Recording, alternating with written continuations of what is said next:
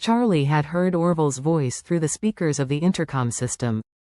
He didn't expect that Orville would come to his home at this time, and listening to the meaning of the old master's words, it seemed that he was not the only one.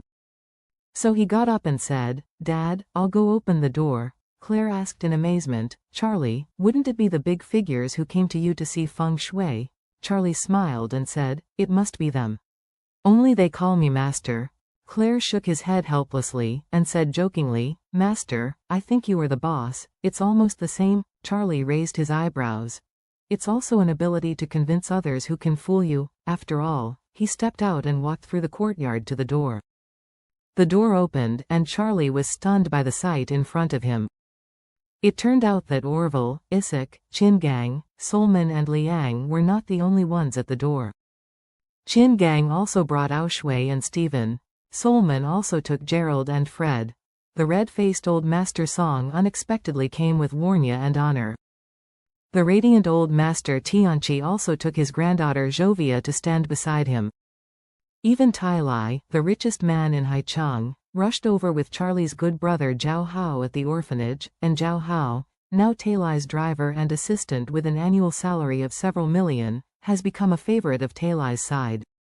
With so many people, they drove dozens of cars, large and small, to park up along the large road at the door of Thompson A. Before Charlie came back to his senses, everyone at the same time clasped their fists to Charlie and shouted respectfully, "Hello, Master." With so many people shouting together, everyone in the entire villa area was shocked. Many people have already walked out of the terrace to check what happened. When they saw so many top luxury cars, so many Orus Hill and Haicheng big figures gathered at the door of the A05 villa, they were all stunned. At this time, Mrs. Wilson, who had been hungry all night, heard the movement and hurried to the second-floor terrace. The terrace on the second floor was in the room where Noah and Harold lived. Wendy and Horia were also here to take care of them at this time. Hearing the movement outside, Wendy and Horia had already taken a step ahead of the old lady to take a look on the terrace. When they saw so many savvy people at the door of Charlie's house, Wendy and Horia's expressions were so ugly and dark. At this time, the old lady also walked up and asked in surprise, "Why are there so many cars?" "What are you doing?" Horia said sourly, "Don't you see it? They all came to Charlie for New Year's greetings. Many of them are big people. Just see the Song family's father and Tai Lai, the richest man in Haicheng." Wendy said with red eyes, "I see Solman. And Gerald, in the earliest days, was Wendy's fiancé." At that time, Charlie was still the smelly rug in everyone's eyes, and Gerald was the future good son-in-law who was content with the entire Wilson family. Wendy watched that she was about to marry into that family, and she was also arrogant and above clouds. At that time, Wendy was at the peak of her life. However, not long after, Solman, the head of the White family, directly annulled the marriage contract between her and Gerald. Although Wendy had been with Gerald desperately for several years, and she was pregnant NT with his child, she was still left clean by him. Later, Wendy became the C0 concubine and plaything of Fredman and Barena. Following them, instead of getting much benefit, she suffered a lot of crimes and ruined her reputation. The current Wendy was even more miserable. Although she was still living in this luxurious Thompson first-class villa, she was hungry all night, but she didn't even have the money to eat breakfast. In this case, seeing Gerald again, all kinds of scenes from that year appeared before her eyes, which made her feel extremely sad. In a short while, Wendy's eyes were filled with tears, and then 2 lines of tears burst into her eyes. She couldn't help but choked softly. "Gerald, why did you not want me? Gerald, what did I do wrong to make you leave so desperately?" Gerald." Speaking of this, Wendy was already crying. Seeing her daughter cry like this, Horia was of course very distressed deep in her heart. She gently embraced her and comforted her. "Wendy, believe Mom, you will definitely find a better man than Gerald in the future." Wendy cried and said, "How could it be possible? My reputation is completely bad now. When people talk about me, they are just jokes, mocking me for not loving enough, and being Fredman's plaything, a man older than my dad. He threw me to Barena after he was done, having said that, Wendy turned around and glared at the complicated old lady, and said angrily, "It's all because of you. It's all due to the dead old lady. You forced me to S3 Duce Fredman. If it wasn't for you, my reputation cannot be broken.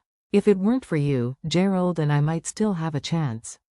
You ruined me." Mrs. Wilson was taken aback by Wendy's angry roar. She stepped back subconsciously, and said, "How can you blame me for this? Didn't you agree with Fredman?" Wendy scolded. "You bullshit.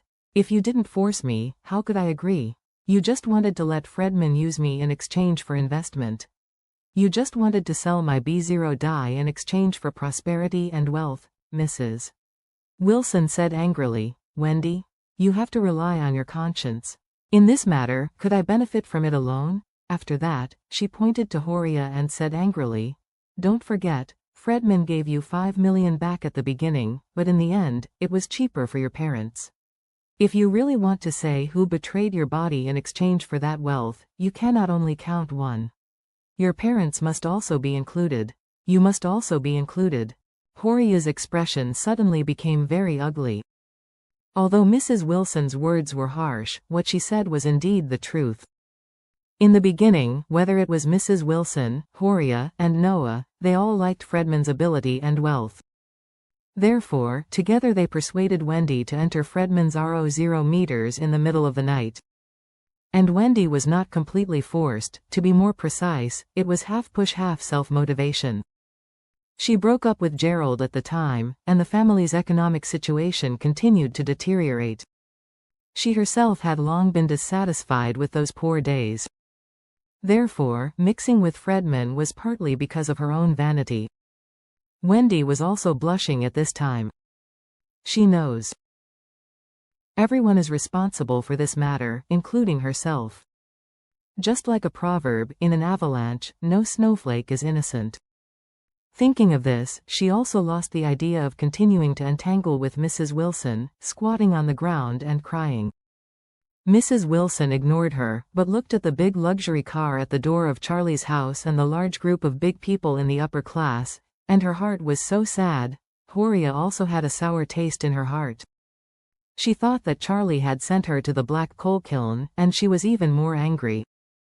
So he gritted her teeth and cursed, "Isn't Charlie just a liar? What the hell? Master, this bastard. How come so many big people believe him? Really blind their dog eyes." Mrs. Wilson sighed deeply, and said with extreme regret and despair, "Hey. I knew Charlie would have what he is today, and I wouldn't have driven the family out of what I said back then. Blind me."